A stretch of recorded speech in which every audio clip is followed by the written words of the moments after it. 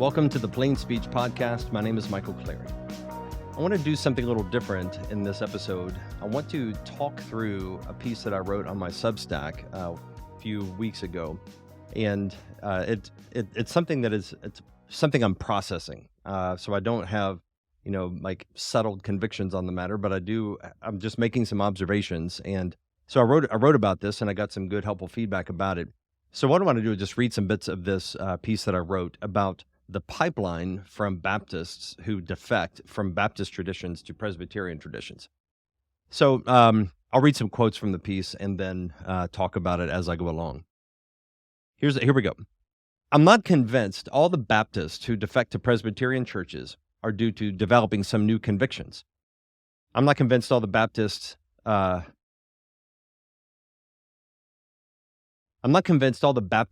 defect to Presbyterianism are due to new convictions regarding infant baptism. I don't think most people operate at a level of theological sophistication that's sufficiently able to grasp all the doctrinal issues at stake. I remember I was on a summer project with Crew back when I was on staff with Crew years ago, and one of the guys that was on this project with me was a Presbyterian, and I came from a Baptist tradition. And so I was just asking him about, explain to me the infant baptism, the Presbyterian Peadobaptist position. And this guy was, pretty theologically astute, but he just couldn't explain it. He talked about, it's a beautiful tradition, the ceremony's nice and that sort of thing, but he really didn't have any idea. But he recommended a book to me by Randy Booth, and Children of the Promise, I believe was the name of that book. So I read that book, and, I learned a lot. It was very helpful. And, I've read other things in the meantime. But my contention here is that most people don't really understand all of the issues at stake and the theological arguments and the difference between Old Covenant, New Covenant, all of those things. And there are even different ways that people argue for their positions. And so I think most people's theology is guided more by instinct, comfort, and tradition.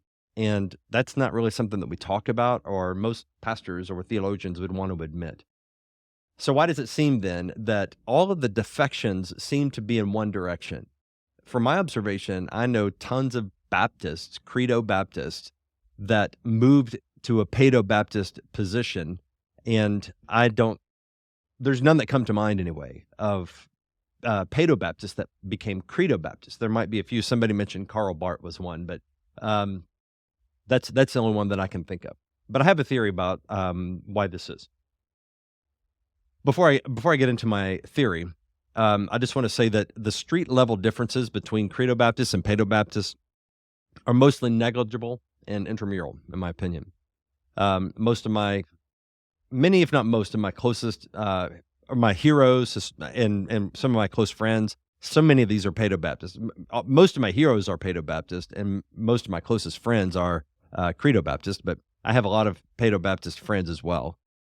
But so I think as far as, the way that most people approach the Christian life, the way they see the world, they see culture in modern times, there's so much symmetry between the two that I think these are really negligible differences in the way that people live their lives day to day. And a lot of people, they don't really think about the convictions that they hold. They're not reflected upon. They just follow tradition. So it's not something I want to break fellowship over because there's so much similarity. And frankly, I think Paedo-baptist and Credo Baptist, given, like Reformed, especially people that are, have a strong sense of conservative conviction and our need to be a prophetic witness in culture, we need each other. So this is more of a food for thought experiment. But here's some of the trends that I've observed. Doctrine creates culture. So whenever there's a doctrine that is part of a church's culture, that doctrine is then taught and applied to a group of people over a period of time. So this applies with the traditions in question. So in a Credo Baptist environment, Credo Baptist doctrine stresses covenantal discontinuities. So the Old Covenant and the New Covenant. So the New Covenant is the discontinuity of the New Covenant is much more emphasized in a Credo Baptist environment. So the New Covenant means that every member of the New Covenant is a converted believer, which then produces belief in individual conversion as a strong emphasis regenerate church membership. So what constitutes the church itself are regenerated, born-again believers. And so that leads to a stronger emphasis on evangelism and missions because it's all about getting people saved. And coming from a Baptist background, that I can certainly attest that that is what I see. Baptisms, conversions, that is a major point of emphasis in Credo Baptist churches. But I have a lot of Paedo-baptist friends. I'm very familiar with Paedo-baptist churches.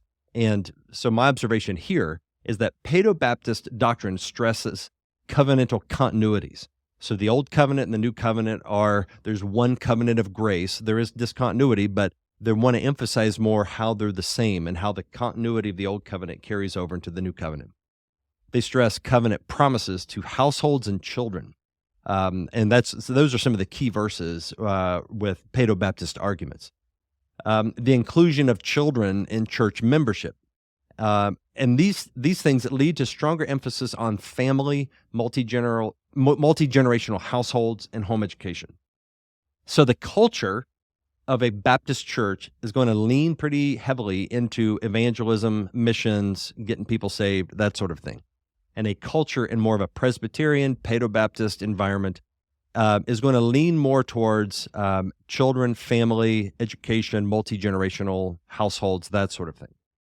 So people that are in these churches, I'm a pastor of a church, and I think a lot of people in my church, they may not actually think about the arguments for credo versus Paedo-baptism, but they do sort of absorb a culture that is created by our doctrinal emphases. And so there's a lot in common, and it's not really, all one and all the other. It's a Venn diagram. There's a whole lot of overlap here. It's not exclusive circles.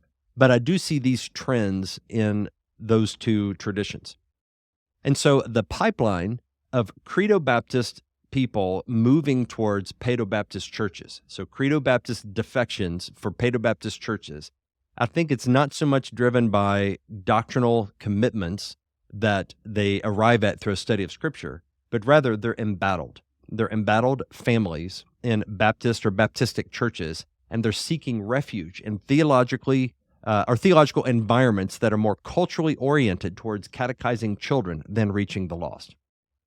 This is huge because there are a lot of Baptist churches, and as I'm familiar with Baptist churches, a lot of times it seems as though the emphasis on educating their children is taken for granted. It's neglected.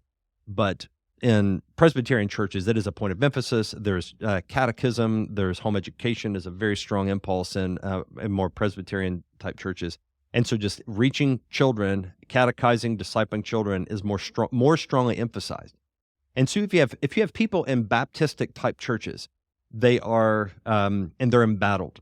And so maybe they have seen things in a public school, and maybe they're worried about what their kids see on social media and things like this. They're looking for resources and help.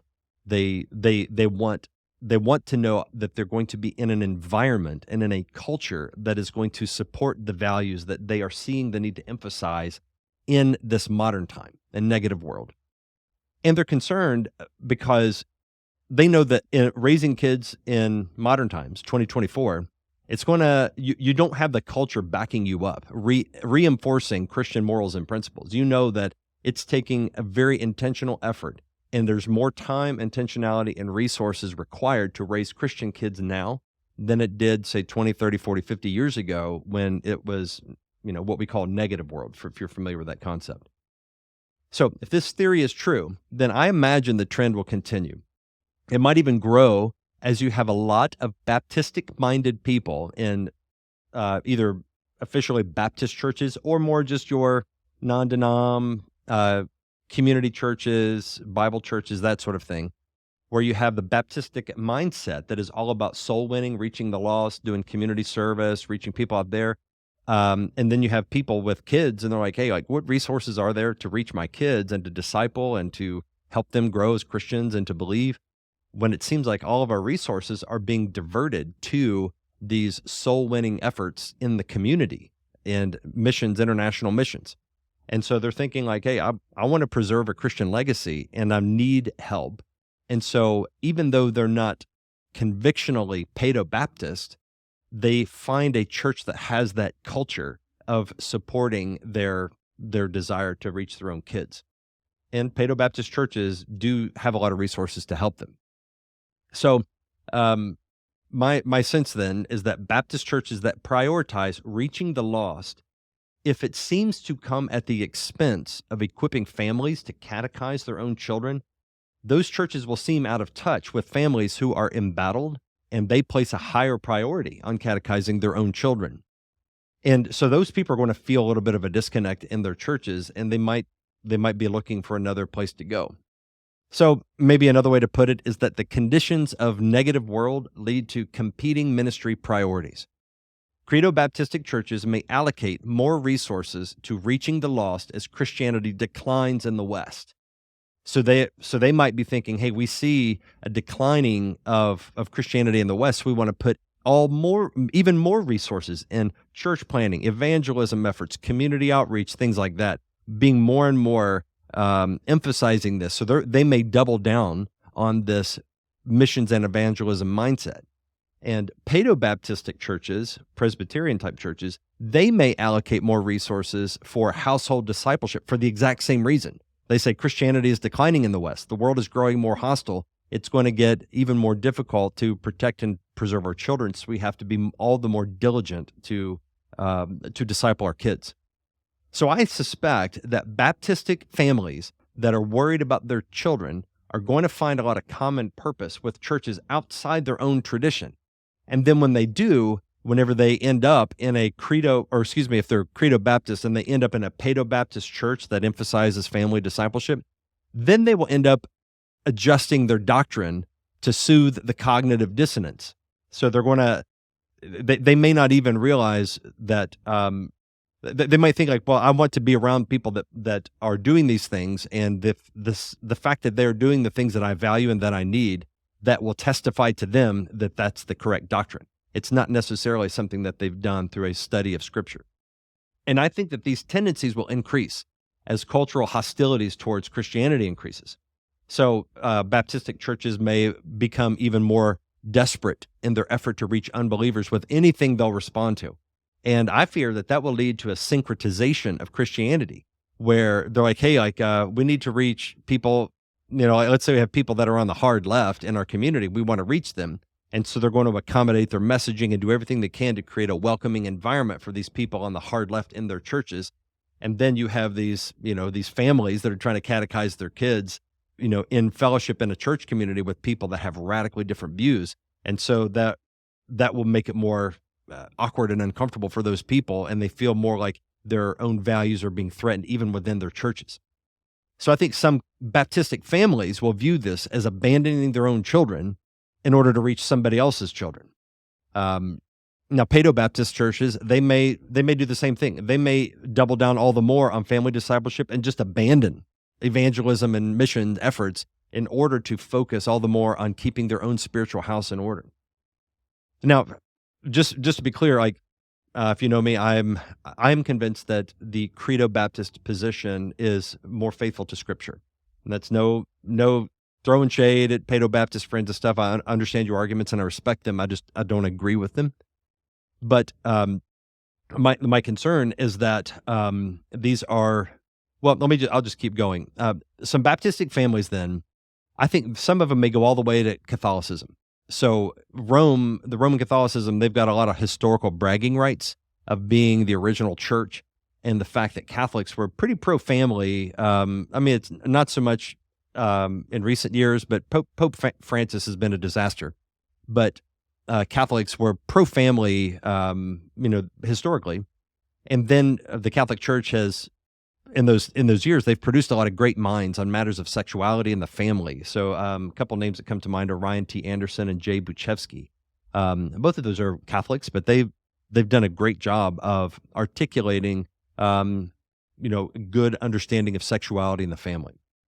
Now, like I said, it's a theory. I think it fits the data of what I'm observing. It fits my own experience, and even though I'm personally convinced that only professed believers should be baptized, and that the church is comprised of professing believers that are regenerate. It's like I have no problem with the with the arguments that I see in the Paedo-baptist circles about God's plan for the world is built upon a household, and I think Baptistic churches, especially, are foolish if they abandon their households in order to reach some mission field out there and end up neglecting their own families. So, God's plan for the world is built upon the household. First, the household of the natural family, and then the household of God, which is the church. But we need to focus on preserving our own, protecting our own first, and then from there we can, have more of a priority of reaching the world. And so the hostility of the world in modern times against Christianity in particular, and the Christian family especially, I think this is one of the biggest opportunities for Baptist pastors and churches to address a real and growing need of modern Christians. So that means a greater emphasis. So I'm speaking to Baptist pastors and churches here. I think if I could influence you in any way, I would argue that Baptist pastors and Baptist churches should put more emphasis, greater prioritizing and structuring around catechizing children, starting schools, supporting homeschool co-ops, things like this, starting Christian schools, but really focusing on children because they are the future. And so even if that means redirecting some of your mission dollars and focusing on catechizing your children, and I don't mean, building big entertainment complexes for a youth group in your church. I'm talking about rigorous education and training and catechesis of children. Like, divert your efforts there. And that, in my mindset as a Baptist, I think that is a legitimate use of mission dollars because you're focusing on the most fertile mission field, which is the hearts of children that are impressionable and they are most receptive to the gospel. I hope this helps. Thanks for tuning in. We'll see you next time.